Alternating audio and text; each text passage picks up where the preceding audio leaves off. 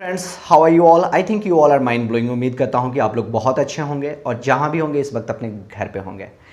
Correct. And friends, after a long gap I have brought an amazing topic for English speaking. Most of students have asked many questions, but सबसे ज़्यादा जो question मुझसे पूछा गया है वो था शुड हैव के साथ नाउन का यूज कैसे करते हैं।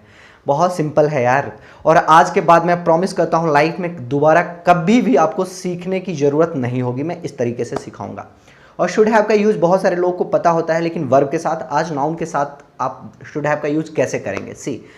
मैं बहुत सारे एग्जाम्पल बताऊंगा और आपको भी अपनी कॉपी में नोट डाउन करना है और दो दो एग्जाम्पल आप कमेंट करना है। तुम्हें अपनों से बड़ों के साथ कैसे बात करना चाहिए, उसका ढंग होना चाहिए। You should have a manner to talk with elders.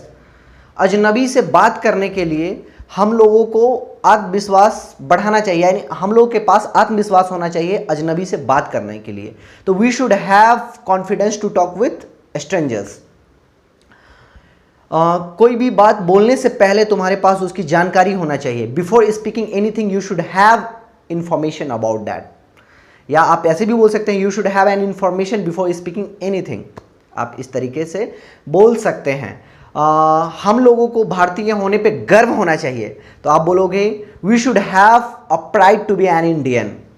तुम्हें कार चलाने के बारे में जानकारी होना चाहिए। You should have knowledge about driving car.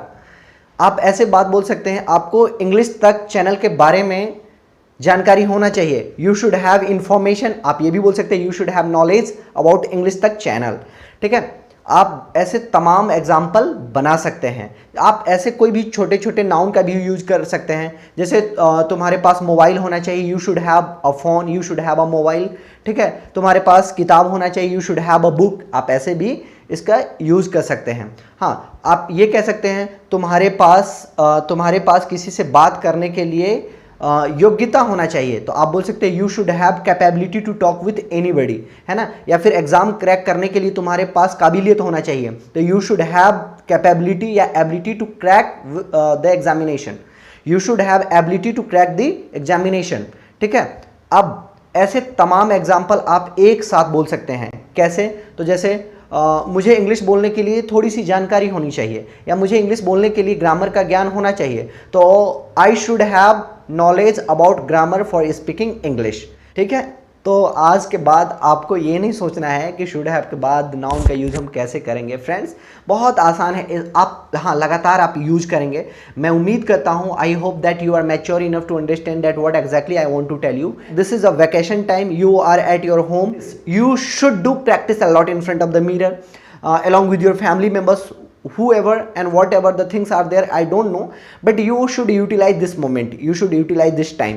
Don't think that I have to pass this time. No, please, you are at your home, do practice a lot, and this is the very right time to check yourself, कि आप खुद को check करो कि आप इन दिनों में कितना काम कर पा रहे हो। तो थैंक यू सो मच। और one more thing that is very important, जो मैं अभी आपको बताने वाला हूँ, आप इतना काम करना कि आप मुझे जानते हो या नहीं जानते हो, डैट आई डोंट नो। जो जानते हैं उनके लिए थैंक यू सो मच, जो नहीं जानते हैं उनको भी थैंक यू। और मैं कहना चाहूँगा आप मेरे चैनल को सब्सक्राइब करो, और ये चैनल का लिंक आप सभी अपने अपने व्हाट्सएप ग्रुप में सेंड करो। Thank you so much. जय हिंद, जय भारत।